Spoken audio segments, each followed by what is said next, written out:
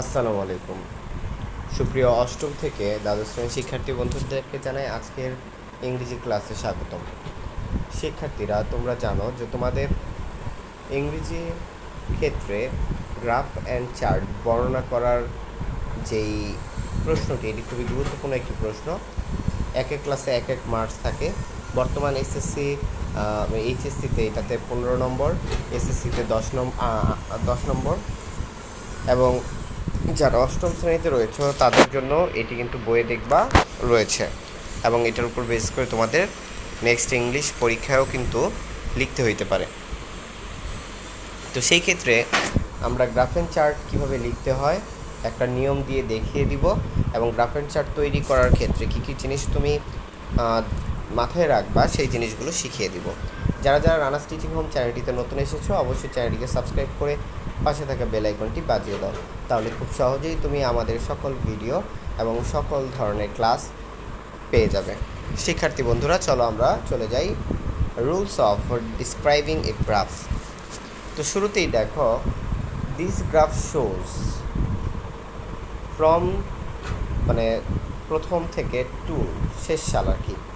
তো প্রথমে কী করতে হবে, দিস গ্রাফ শোজ, প্রথমেই তোমার লিখতে হবে যে গ্রাফটা রয়েছে সেটার কোথা থেকে এবং কোন পর্যন্ত এটা লিখতে হবে। তারপরে এভাবে এই জিনিসগুলো লিখবা। In the graph we can notice some change in, প্রশ্নের বিষয়টা লিখে দিবা ইন ডিফারেন্ট ইয়ার্স। তো আগে তোমাদের বলি গ্রাফ অ্যান্ড চার্ট জিনিসটা কি। এরকম একটা গ্রাফ দেওয়া থাকবে, উপরে কিছু কোশ্চেন দেওয়া থাকবে। The graph value shows the literacy rate of Bangladesh in different years. Describe the graph in your own words. You should highlight and summarize the information given in the graph. তো এখানে দেওয়া আছে একটা গ্রাফ, তারপরে যে সাল দেওয়া আছে, এই সাল থেকে এই সাল পর্যন্ত এটাই। তো এই হচ্ছে গ্রাফ। এখন এটাকে প্রথমে ডিসক্রাইব করবা কি, প্রথম লাইনটাই লিখবা দিস গ্রাফ শোজ, যেই সাল থেকে সেই শেষ সাল পর্যন্ত লিখে দিবা। প্রশ্নের বিষয় লিখে this graph shows literacy rate from, প্রথম সাল মনে করো ওই যে 1998, শেষ সাল মনে করো 2024, এরকম যেটা দেওয়া থাকবে তোমার প্রশ্নে। In the graph we can notice some change in the, ওই যে প্রশ্নের বিষয়টা, in different years. Here we can see that in, প্রথম সাল লিখবা, প্রশ্নের বিষয় লিখবা। ওয়াজ ওয়ানলি, সংখ্যার হারটা লিখবা যেটা দেওয়া থাকবে। ওয়েল, ইন সেকেন্ড, মানে সাল যেটা থাকবে সেটা, প্রশ্নের বিষয় লিখবা। ওয়াজ সেকেন্ড গ্রাফের সংখ্যা লিখবা। বুঝাইতে পারিনি মনে হয়। তুমি মনে করো যে এই লাইনটা লেখার সময় কি করবা, এই যে প্রথম সাল লিখবা, প্রথম সালের সংখ্যা কত 30, এটা লিখবা। তারপর মনে করো ওই যে পরের লাইনে দ্বিতীয় সাল লিখবা, দ্বিতীয় সালের সংখ্যা কত 40, এটা লিখবা। তারপরে দেখো কি লিখছি, তারপরে লিখছি বিটুইন সেকেন্ড অ্যান্ড, মনে করো পরের যে সালটা এটা ইনক্রিজড আপ টু, যদি বাড়ে, আর যদি কমে, প্রথম সাল থেকে দ্বিতীয় সালের পার্সেন্টেজ যদি কমে, সেই ক্ষেত্রে তুমি ডিক্রিজ ডাউন টু লিখবা, ডিক্রিজ ডাউন টু। এরপরে তুমি কি লিখবা দেখো, যে প্রশ্নের বিষয় ওয়াজ, কি লিখছি, lightly changed by the years fourth, মানে 4 নম্বর সালটা লিখবা, দেন পূর্বের সাল। তার মানে তুমি 4 নম্বর সালের পরে দেন পূর্বের সাল বলতে 3 নম্বর সালের যে ইয়াটা রয়েছে, পার্সেন্টেজটা আছে, সেটা লিখবা। 4 নম্বর সালটা লিখবা। লেখার পরে তুমি কি করবা, 4 নম্বর সালটা লেখার পরে ওই 4 নম্বর সালের প্রশ্নের বিষয় লিখে ওয়াজ সংখ্যাটা লিখবা। But it again increased or decreased rapidly or slowly for the next 10, 5, 20 years and it was, পঞ্চম সালের সংখ্যাটা লিখবা। যদি আরও কোনো সালের তথ্য দেওয়া থাকে তাহলে একই রকমভাবে ইনক্রিজ ডিক্রিজ দিয়ে তুমি লিখে যাবা, তবে সেক্ষেত্রে নিজের কিছু ভাষা প্রয়োগ করে লেখার বৈচিত্র্য আনা যেতে পারে। And finally we find that by, সর্বোচ্চ সাল যেটা আছে সেটা, প্রশ্নের বিষয়, রোজ টু দ্য হাইয়েস্ট বা bridge to the lowest and it was, এবং ওই সংখ্যাটা লিখবা যেটা কত ছিল। So we can say that, একটা ফলাফল লিখবা, প্রশ্নের বিষয় is increasing, decreasing, changing rapidly, slowly, ঠিক আছে, ডিস্টিংক্টলি লিখে ডে বাই ডে লিখে দিবা। সো অথবা অর্থপূর্ণ কোনো একটি লাইন তুমি লাস্টে লিখে দিবা। সো এই ছিল 9টা লাইন তুমি কীভাবে সাজাবা গ্রাফ অ্যান্ড চার্টের জন্য।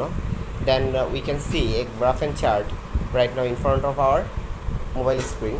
সো আমরা এটা দেখব, কোশ্চেন দেখব। The graph value shows the literacy rate of Bangladesh in different years. Describe the graph in your own words.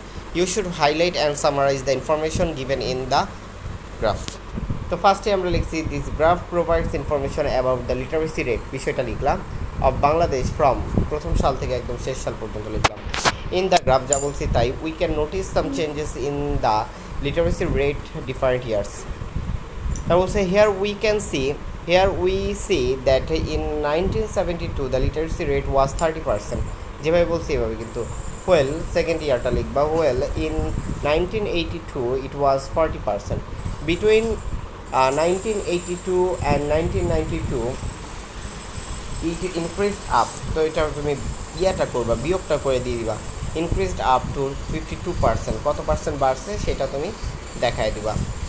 The literacy rate was rightly changed by the year 2022 than 1922. In 2022, the rate was 55%, but it again decreased. 2002 সালে বাড়ছিল, but কি it again decreased slowly for the next 5 years. তারপরে 2002 থেকে 2005 5 years আছে, and it was only 45%. And finally, we find that by 2012, the literacy rate of Bangladesh rose to the highest, এবং 2012 সালে দেখলাম সর্বোচ্চ পর্যায়ে চলে গেছে, and it almost 65%. So we can say that the literacy rate of our country is increasing day by day. তুমি তোমার সামারিটা দিয়ে দিলা যে এটা আসলে দিনকে দিন বাড়ছে। সো এই ছিল আমাদের একটা সুন্দর গ্রাফ অ্যান্ড চার্ট আমরা কীভাবে লিখতে পারি তার নমুনা। তারপরে দেখো আরও একটা আমরা শিখবো। আচ্ছা, সো নেক্সট ওয়ান ইজ দেখো the graph value shows the internet users from 2002 to 2009. Describe the graph. You should highlight and summarize the information given in the graph. So দেখতেই পাচ্ছ তোমরা। সো দেখো দ্য গ্রাফ আমরা যেভাবে বলছি সেভাবে প্রত্যেকটাই এই একটা ফরম্যাট শিখে তুমি প্রত্যেকটা ফরম্যাটে কাজে লাগাইতে পারবা। The graph provides information about the internet users from 2000 to 2009, একদম প্রশ্ন থেকে মেরে দিবা। In the graph we can notice some changes in the internet users in different years. Here we can see that in 2000 the internet users were only 0.003 lakh, while in 2002 the users were 1.5 lakh. So between 2002 and 2003 the users increased up to 2.43 lakh. The internet users were changed rapidly by the years 2005 then 2003. In 2005 দেখো এগুলো সব কিন্তু আমরা কোথা থেকে নিচ্ছি, graph থেকে নিচ্ছি। In 2005 3 lakh people used internet. It again increased slowly from for the next 2 years, and it was 5 lakh. In 2008 internet user were 5.56 lakh, and finally we find that by 2012 the users rose to the highest, and it was 6.17 lakh. So we can say that the internet users are increasing day by day in the world as well as in our country. So একটা আমরা summary দিয়ে দিলাম। So এটা in লাখে আমরা internet user শিখলাম। এরপরে দেখো আরেকটা গ্রাফ আমরা শিখব। The graph value shows the number of people living below the poverty line from 1955 to 2010. Describe the graph. We should highlight and summarize the information given in the below. The number of people living below the poverty line পার্সেন্টেজে দেওয়া আছে, দেখতে পাচ্ছ 1995 দেওয়া আছে 35.6%, 2004 দেওয়া আছে 45%, 2008 দেওয়া আছে 36.3%, 2010 দেওয়া আছে 32%। তো আমরা এখান থেকে দেখি This graph provides information about the number of people living below the poverty line from 1995 to 2012. In the graph, we can notice some changes of the people. দেখো সবগুলো কিন্তু আমি একই ফরম্যাটে লিখছি, উপরে যে 9টা লাইন দিছি, 9টা সিস্টেম দেখাই দিছি, সেই সিস্টেমে কিন্তু 3টা জিনিস তোমাদের দেখাচ্ছি।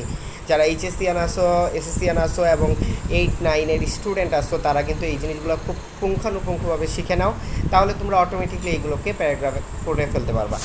তো বলতেছে we can notice some changes of the people who live below the poverty line in different years.